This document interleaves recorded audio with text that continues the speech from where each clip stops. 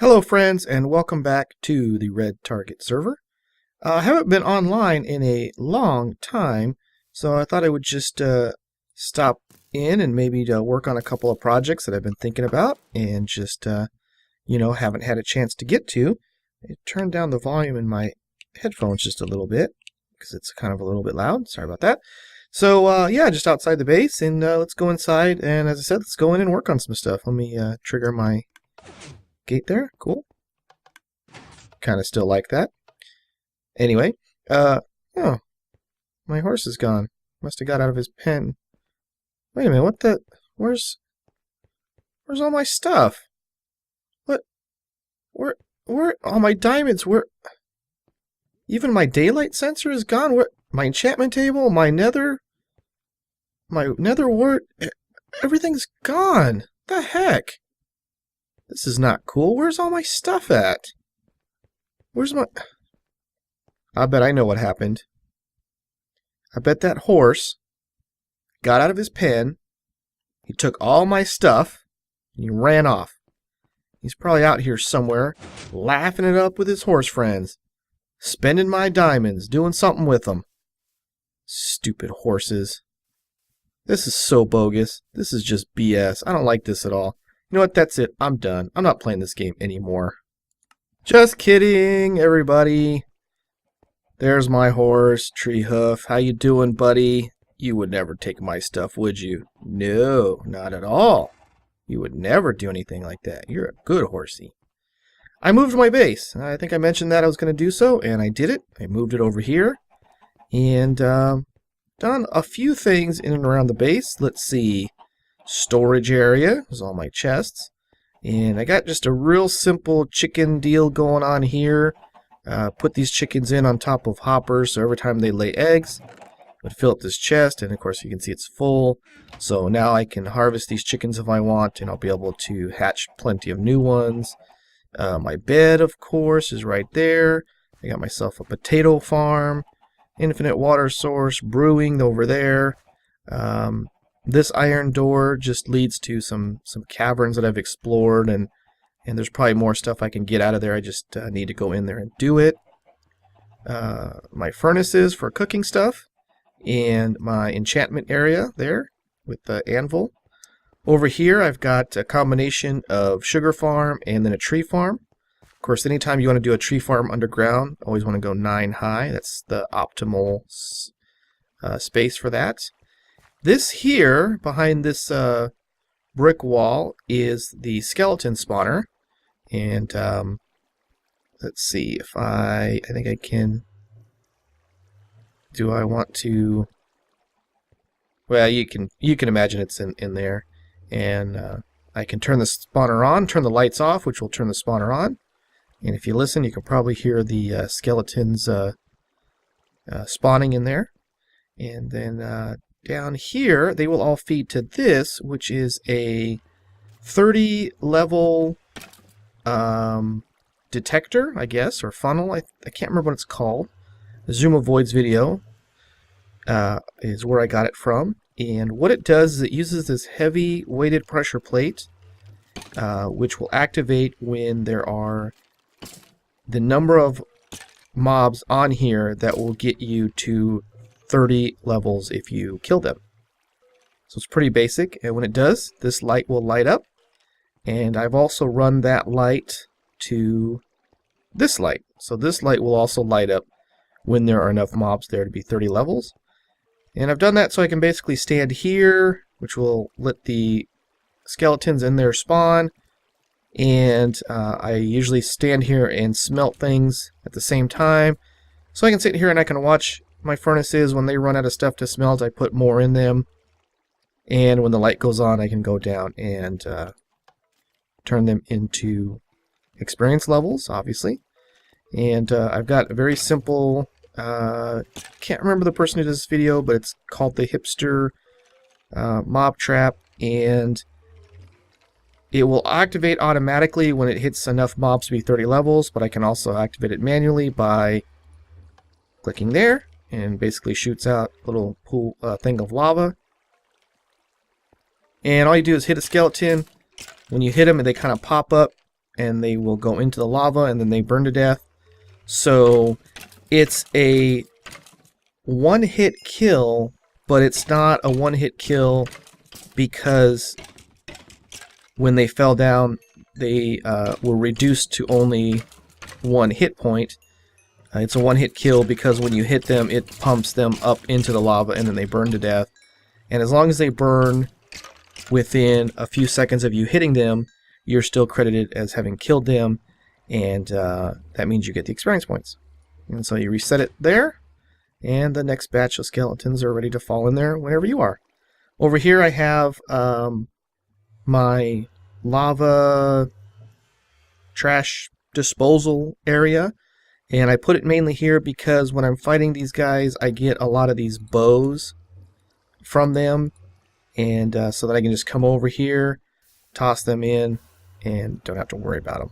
So, and that's basically all I have here for my base. Let's go ahead and head over. I put myself my own personal little nether portal. So let's go over to the nether. I had to learn a little bit about nether portal mechanics. I've always played in single player worlds where it was never an issue. So I've been doing some learning about that. Now, this is the original far nether portal, what I call the far nether portal. And I put this sign here originally because I thought that Redtarget would see it. And of course I realize now that it's not in an optimal location. So what I'm going to do is I'm going to take this off, and I'm going to put it right there. There may be something special through here. Done. So I'm not going to show what that is. I'm going to leave that for Redtarget. I know that he will watch this video, and if he does, he will know that he should go over there. And I'll put another one right here. It says, what could possibly be up ahead? Find out. Done. Left him a little secret there, and hopefully it's something that he will like. It may not, may not be as useful, but yeah. So yes, let's head over to Redtarget's base because I have a little gift for him, which is in my inventory, and I wanted to keep a little bit secret. But if he was paying attention, he will see what it is that I'm bringing him. Which again, I think Redtarget is like me, where we have a tendency to record videos, and they don't necessarily get put online the same day or even within a day or two of when we record it. And it makes it interesting because then if I watch one of his videos, I'm probably seeing stuff that's 3 or 4 days old, depending on when I see it, maybe even up to a week old. And so he, whatever I think, when I think that he might need something, it may turn out that he doesn't actually need it anymore because things may have changed and I don't know it. But that's okay. So this is Red Space. I always want to call him Red. I don't know if he would like that or not. This is Redtarget's base. And he's working on... Oh, yes. He's working on building some farms here. And I was chatting with him a little bit. He said he's getting ready, and I said to him, have you found melons? Because I need melons to make splash potions of healing. Splash potions of healing will actually harm skeletons. So at my 30 level experience thing, if I could throw a splash potion of healing at them, I wouldn't have to punch each one individually. But I need glistening melons to make those. And so when I saw this, I said, "Ooh, you've got melons. Yes, please, I need some melons. Can I get some melon seeds from you?" And he said, no, he didn't quite have any melons yet. So that's why I'm here. I found melons. So Redtarget, when you see this, I'm putting melons here in your gift chest. So there's some melons. Get started. Turn those into seeds. I'm sure you know how. Just in case. All you gotta do is take the melon, put it in your inventory, you'll get the seed out of it. And then you can plant those, and of course you'll get more from there. So there you go. There you go, sir. That should help you get started with building your farm. I'm sure he's doing some kind of an automated type farm thing. He's got his horse over here dancing. Ooh, shoot. Oh, this might be a melon. Maybe he's already got melons. Let me see. What has he made here? He's made something. He's making something. What has he got? Oh, this is a pumpkin farm. Okay, so I'm hoping that he doesn't yet have any melons, and I'm not just stepping on myself here, but hopefully he's got some melons, which will be good for him. And I'm sure he's building some type of automated farming system, but I don't know what he's doing, so every once in a while I come over here to check out, see what he's got going on. And I noticed this the last time I was over here. He's building, looks like he's got a big gigantic wheat farm in there, which is pretty cool. So there's some melons. Hopefully you can use those and they will be useful to you. And he's got his horse decked out in some gold armor with a bale of hay, which is pretty cool as well. So anyway, that's enough of that. Let's head back into the Nether. And as the title of the episode suggested, we'll go look at the project that I've been working on. I had wanted this video to come out many days earlier than it's going to come out. I was very, very, very close to finishing, and ran into well, I ran into a slight problem, but let's make our way back. This is really sort of weird with this glass case, and you can see the gas flying around. Why it is that Minecraft decided that monsters could not see through glass, I have no idea. I mean, it's good that they don't, because then you don't have to worry about, you know, the gas shooting you right there. But it seems like they should be able to see through glass. So a while back, Redtarget put up this sign that says "To the Blaze Spawner," and we didn't. We had found these blaze spawners over here, and he told me that whenever I got time, I could make it into an experience farm, an XP farm, and that is what I have done. So if we run over here, I've had to move things around a bit. I actually did not know that there were two blaze spawners, and turns out there were two blaze spawners that were kind of close to each other, but not terribly close to each other. So here it is. There's one blaze spawner here, and there's another blaze spawner. Let's see. And there's another blaze spawner there. And if my Cartesian math is correct, they are about 14.8 blocks away from each other, which makes them close enough that you can stand between them and trigger them both at the same time, but not close enough that I had a lot of room with which to build in.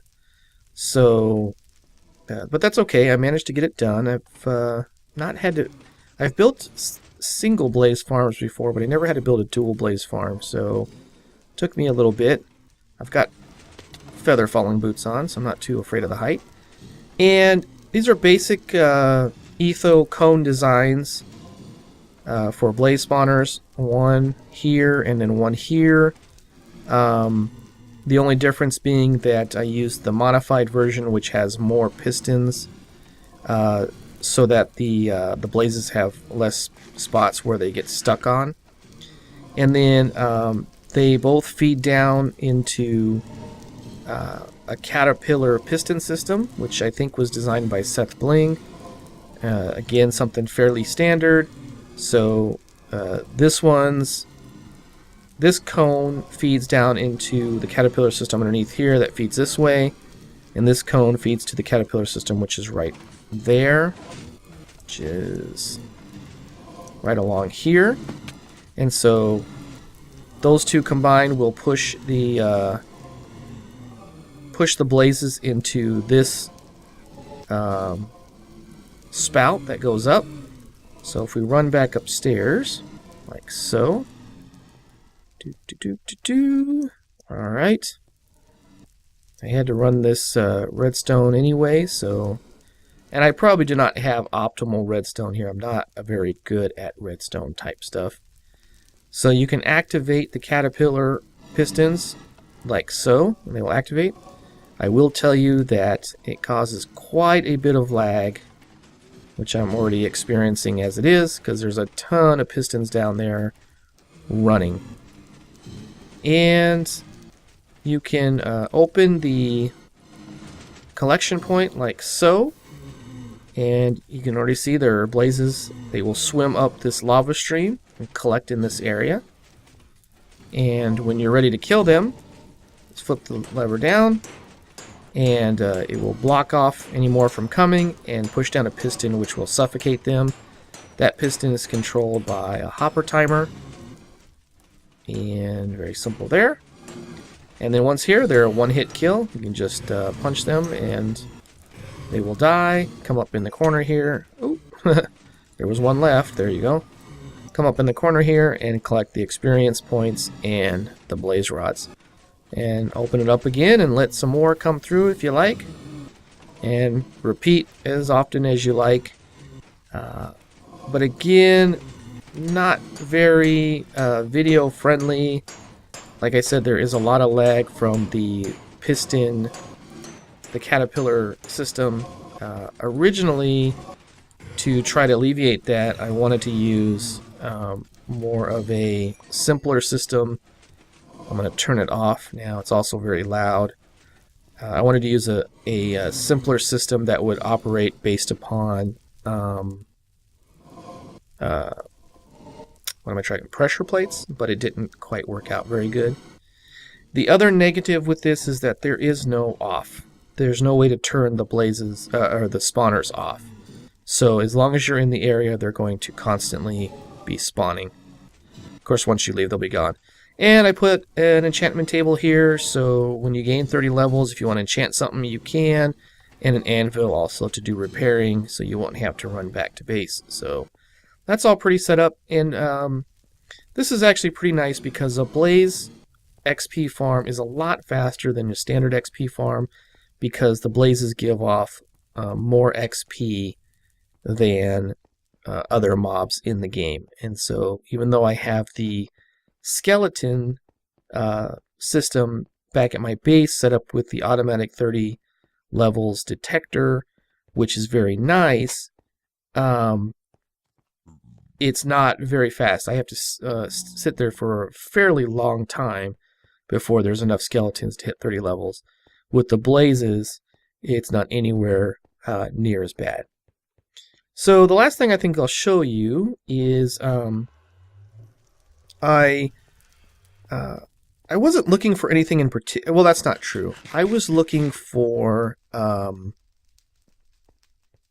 with you, I was looking for cows in order to get enough leather to build the bookcases for that enchantment table over by the Blaze spawner, Blaze XP farm. And so what I decided I would do is that I would go over here and dig 1,000 blocks in this direction and then build a nether portal back to the overworld. If you look through here, you can see some things, and I have another port of windows here, which you can look real quick, and there's the Blaze XP farm. Probably couldn't even see it, it's too fast. Anyway, so I had this great idea. I said I'm going to dig this way for 1,000 blocks, and remember that the nether overworld ratio is 8:1, so 1,000 blocks in the nether would be 8,000 blocks in the overworld. And I would be 8,000 blocks away from my base, from Redtarget's base, and oh, stupid pigman. Always got to be a pigman on the freaking track, and now it's going to send me all the way back. No, get off. No, I don't want to get off. Get off. No, come back. This is the problem with doing minecart systems in the nether. One pigman ruins your day. Anyway, so I figured I would get over there and I would be 8,000 blocks away from my base, 8,000 blocks away from Redtarget's base, and I'd be able to, you know, oh, good, I captured myself a zombie pigman, which is really lovely because I don't want to hurt the zombie pigman, but I do want my minecart back. Oh boy, what a disaster. Okay, anyway, I would be 8,000 blocks away from our respective bases, and so there'd be something, maybe some new terrain for one, and maybe I can harvest some cows without worrying about getting like a little lava thing there, so I left that there. So that was my idea. Build 1,000 blocks this direction in the Nether. I didn't get 1,000 blocks because I don't know. Honestly, I was just it was too much. There was a lot of places through here that were over were pretty high up. We're at Y level 92, and so there were a lot of places that were high off the ground and right over lava lakes, and so I was standing on the edge, building out, and here you kind of see this isn't as bad, but over in that area it was worse. And it was dangerous and sketchy. And what I didn't mention is that when I was building the dual blaze XP farm, I was doing really, really well. Both of those blaze spawners were what I call open air. They weren't enclosed. So while I'm trying to build structure around them, I'm getting shot at by ghasts. I'm getting shot at by blazes spawning nearby. But I was doing really well. I didn't die. I didn't get killed. And I was really proud of myself. And I was almost done with the farm. And this is why I was late in getting this video out. I was almost done with the farm. And I didn't get shot by a ghast. I didn't get shot by a blaze. I stupidly dug out a block from below me because I wasn't paying attention to what I was doing. And I fell down into lava and died. And I lost all of my gear, which is why I'm wearing iron gear right now. Although I do have a diamond chest plate that I recently did, but I figured I'd use up this iron chest plate before I put it on. I lost my equipment, including the stuff that Redtarget had given me other than the shovel, because I just didn't happen to have it on me at that time. So, and even worse than that, perhaps, was I lost, I had in my inventory a whole bunch of pistons, because I was finishing up the Caterpillar piston system. I had pistons, I had levers, and I had redstone comparators and redstone repeaters, and I had all this, stuff that I was using to build the contraption, and of course it all just burned up and went away. So that really sucked, and it set me back. Had to get some new gear, and I did pretty good there. I got a really good sword. Knockback I'm not too keen about, nor fire aspect, but sharpness, looting, and unbreaking, those are great. Fire aspect for me is a mixed bag. The nice thing with fire aspect is when you kill a cow or a pig or a chicken, you automatically get the cooked version of the meat so that you don't have to cook it in a furnace. But the bad thing with fire aspect is you can, but it's harder, but it's really hard to hunt blazes, or not blazes, it's hard to hunt endermen, because you set the enderman on fire, and then as long as he's taking damage, he keeps teleporting around, so you can't, sit and battle him. So fire aspect is a mixed bag. But as I said, lost my armor and stuff. That's all replaceable, but I need to go hunting for diamonds, and I wanted to get that finished. So that's why it took me longer to get it finished. Stupid mistake on my part. But that's enough of that. So anyway, last thing I want to show you in this video is, as I said, I wanted to go 1,000 blocks. I didn't quite make it that far. I'm not sure how many blocks I went, but not very many. And made myself a nether portal, decided to see what was going to be on the other end, and I was more than pleasantly surprised. I hope it's daytime when I come out the end. Yes, look at this. This, my friends, is the Mesa biome. And this is now the second time that I've seen this. The first time, of course, being when I first came out through the Nether portal that I just made, and this biome is just amazing to me. I think this is really beautiful. The different layers of the hardened clay, the different colors of the hardened clay through there, and not only that, but this place is vast. This is the red sand, which is something new in this update of Minecraft. But this is all hardened clay here, and I like building stuff out of especially anything that's got to be colorful, out of the hardened clay as opposed to the wool, because the hardened clay is a little more hardy. Here's another thing that I did not know that witches spawn just naturally. I thought that they only spawned in the witch huts, so I did not know that. But anyway, if you get up here and look around, this Mesa biome goes all over. There's the clay blocks over there, over there, they're over there. There's just a ton of clay. So Redtarget, when you see this and you want to do anything with colored clay, come out here, dig up. There's no way you can dig up all of this. There's no way any of us can dig up all of this clay. There is a ton of clay out here for any of us that we could possibly want. So unfortunately, my picks are close to the picks that I do have. They're not bad picks. They're efficiency and fortune. One's got a better fortune on it.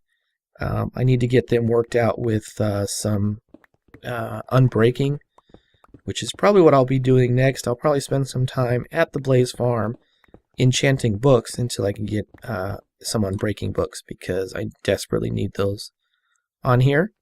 But yeah, so cool Mesa biome. I was a little bit floored. I've seen videos of other YouTubers who have found Mesa biomes, and it always looks pretty cool, but this is the first time I'd seen one myself in the game.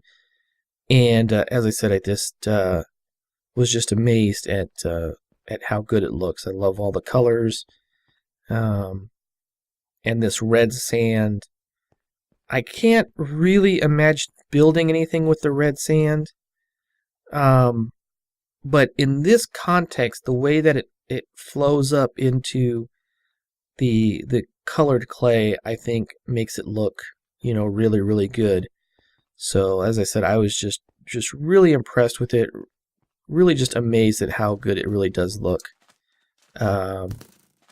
So kudos to Mojang for making this look really, really good. And there's even more over here. And this is like really like one very, very large island in a sense. But there's another island over there. So, and there's a few others. If you go in some of the other directions, you have to get in a boat. Look at the strata layers of the colors. I just really like the way that looks.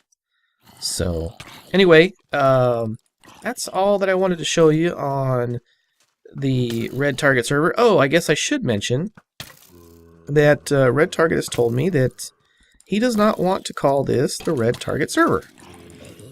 And so we're supposed to come up with a better name for it, and I don't have any good ideas yet, to be honest with you. So if anybody out there has any ideas, why, feel free to let us know. And as I mentioned last time, if anybody would like to join us here on the server, let me know as well.